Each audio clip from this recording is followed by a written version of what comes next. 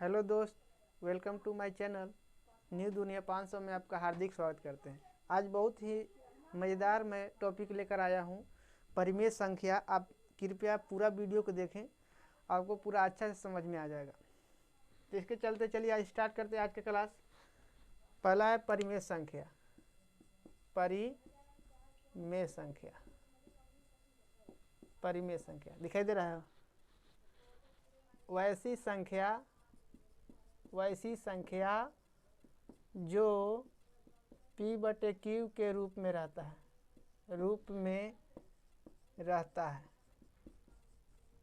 उसे परिमेय संख्या कहते हैं। परिमेय संख्या कहते हैं। ये तो सबको पता है कि जो P/Q के रूप में रहता है उसे परिमेय संख्या कहते हैं। लेकिन इसमें दो शर्त होता है। पहला शर्त है कि P/Q उभयनिष्ठ नहीं होना चाहिए, उभयनिष्ठ नहीं होना चाहिए। ठीक है। दूसरा है Q नॉट इक्वल टू 0 होना चाहिए। अगर Q 0 हो जाएगा तो वह परिमेय संख्या नहीं होगा। Q नॉट इक्वल टू 0 होना चाहिए। अगर जैसे बात किया जाए कि परिमेय संख्या कौन कौन है, तो जैसे में देखिए आपका 6 हो जाएगा। 6 होगा ना, 6/1 कर सकते हैं हम, जाहिर सी बात है। अगर 4/3 है, 2/4 है, 1/2 है, ये जो क्या है, ये सब परिमेय संख्या है। ठीक है। अगला टॉपिक है, अगला है ये हो गया परिमेय संख्या। अगला है समवृत्ति। समवृत्त क्या है, दिखा दे रहे हो। समवृत्त वह संख्या, वह दो परिमेय संख्या जिसका जोड़, जिसका योग या अंतर एक परिमेय संख्या आता है, उसे हम समवृत्ति कहते हैं। दो परिमेय संख्या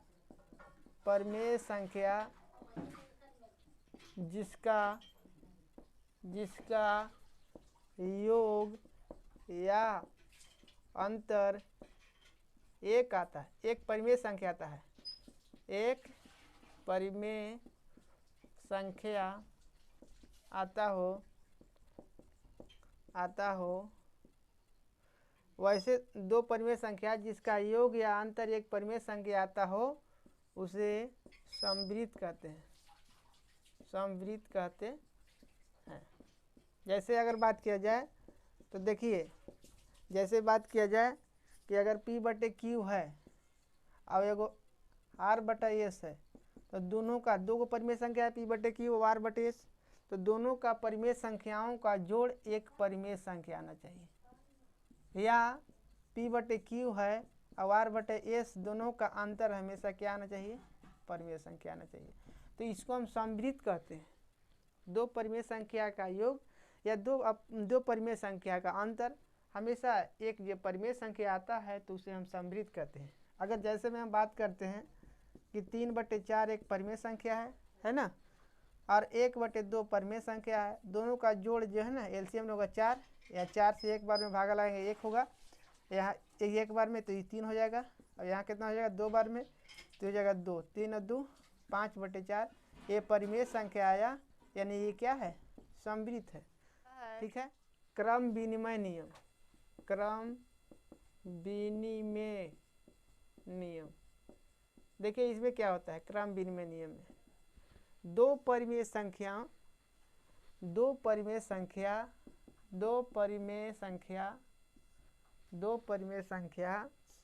P/Q तथा R/S हो, तो क्रम विनिमय नियम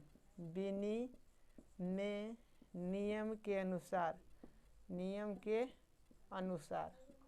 देखिए, क्रम विनिमय नियम के अनुसार पहला में होता है दो गो।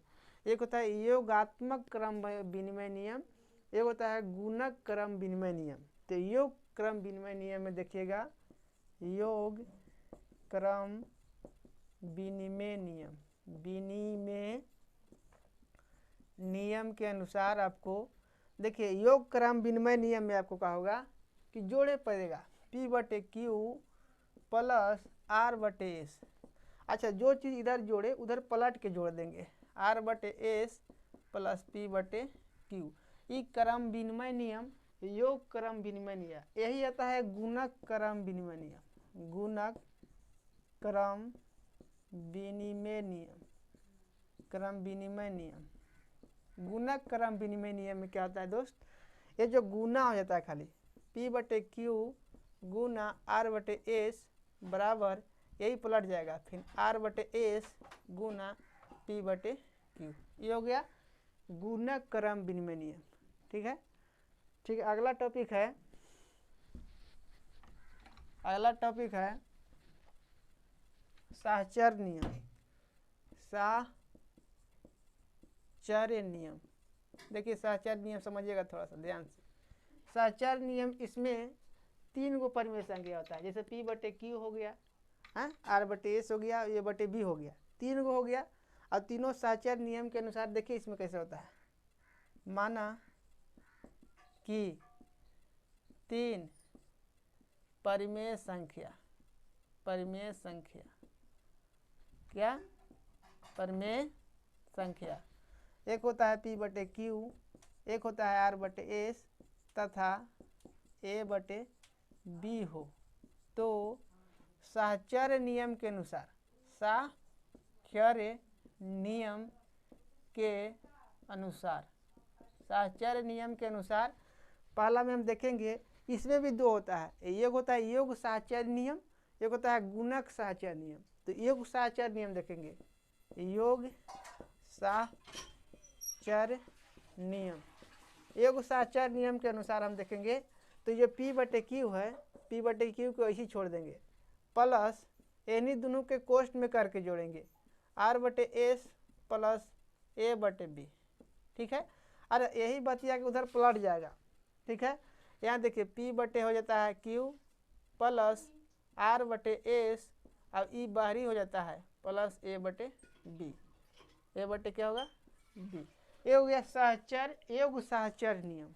ठीक है, अगला होता है गुणक साहचर्य नियम। गुणक साहचर्य नियम के अनुसार हम गुना केवल कर देंगे, बाकी जस के तस रहेगा और सबको हम गुना कर देंगे। देखिए P/Q को P/Q यहाँ पे गुना कर देंगे, R/S गुना A/B होता है, यहाँ A/B equal to P/Q Guna R/S Guna A/B। ये हो गया गुणक साहचर्य नियम।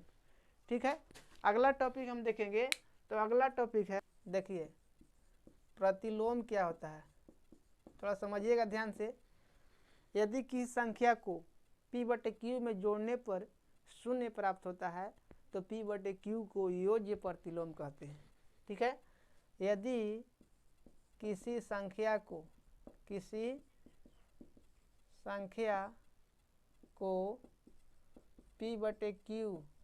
में जोड़ने पर, यदि किसी संख्या को P/Q में जोड़ने पर 0 प्राप्त होता है तो P/Q को योज्य प्रतिलोम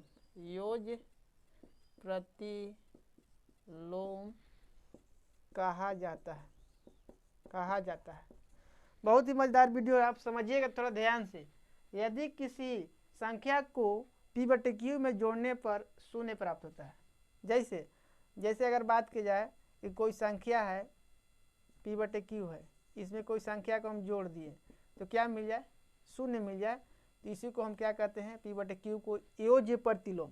अगर जैसे बात किया जाए कि 3/4 है, अगर इसमें x जोड़ देते हैं, 3/4 में x जोड़ दिए तो 0 प्राप्त हो गया, तो x के मान क्या होगा, इधर उधर जाएगा तो हो जाएगा -3/4, ये -3/4 योज्य प्रतिलोम आया।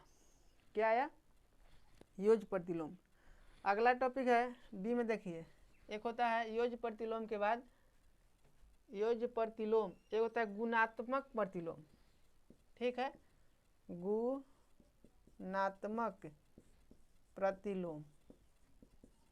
गुणात्मक प्रतिलोम में क्या होता है कि कोई संख्या है, यदि एक संख्या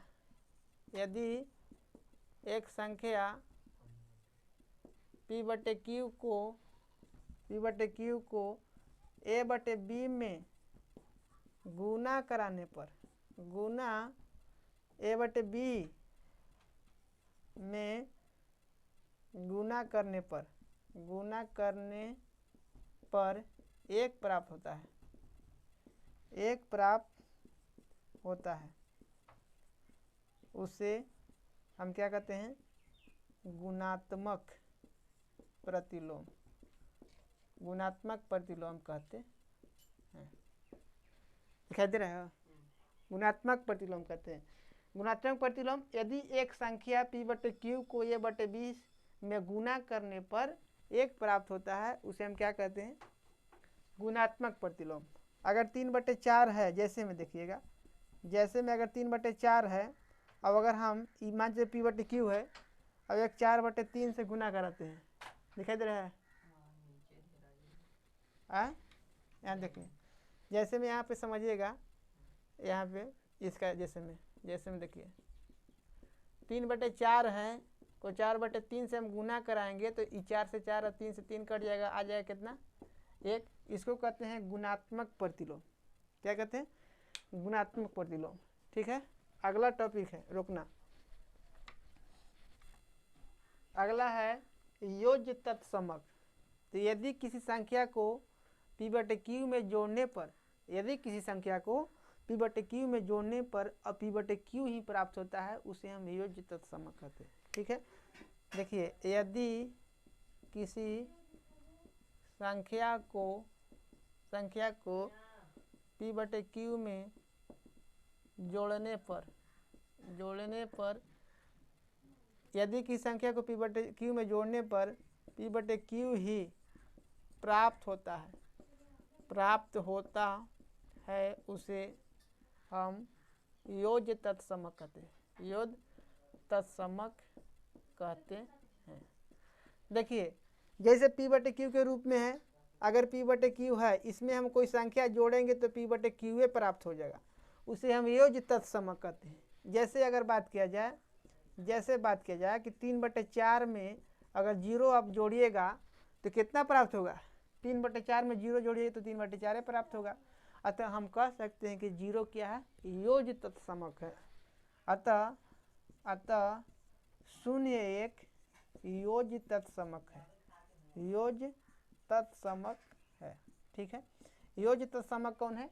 तो 0 एक योज्य तत्समक है। ठीक है, देखिए अगला टॉपिक है योज्य तत्समक के बाद गुणात्मक तत्समक। गुणात्मक तत्समक।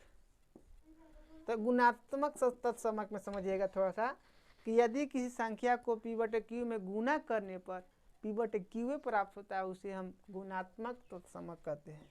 यदि किसी संख्या को p बटे q में गुना करने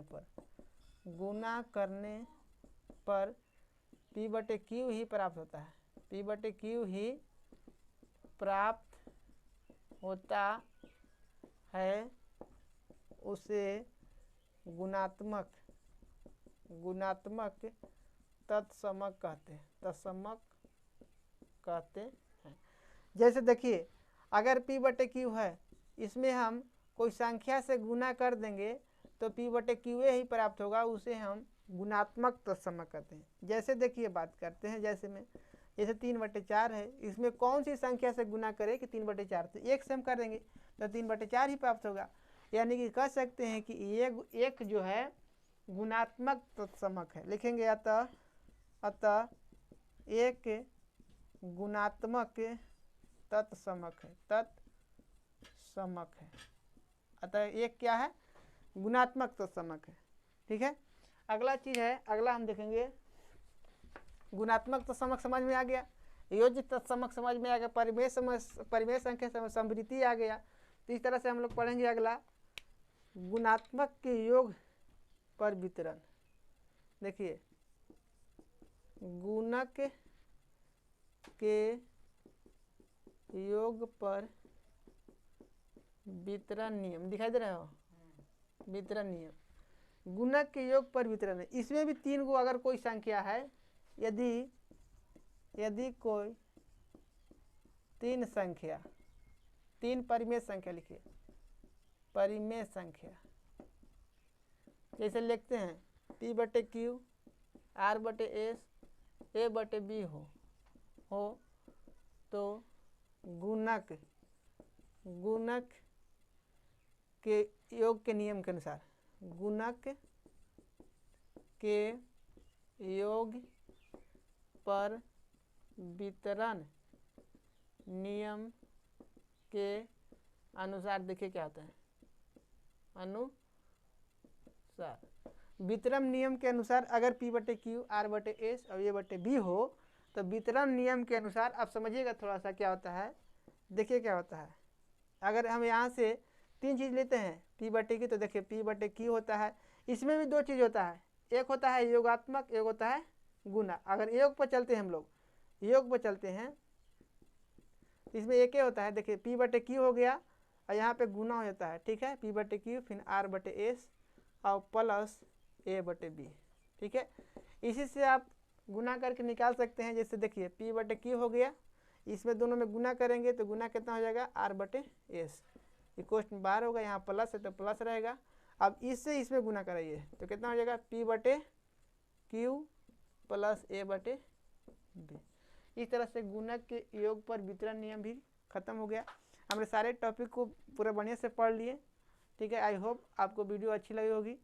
प्लीज़ मेरे वीडियो को लाइक, शेयर और सब्सक्राइब जरूर करें और कमेंट बॉक्स में ज़रूर अपनी राय को पेश करें। एक लड़का बोल रहा था कि सर आप जो है ना एक बार लिख के नहीं पढ़ाइए, तो आप एक बार समझा दीजिए इसके बाद पढ़ाइए। तो मैं वही किया, एक बार बढ़िया से। इसके ऐसे करने में क्या होता है, वीडियो थोड़ा लंबा हो जाता है, इससे चलते एक बार लिखे पड़ता है, ठीक है। तो एक बार मैं कोशिश करूँगा कि पहले समझा दूँ इसके बाद लिखूँ। Thank you.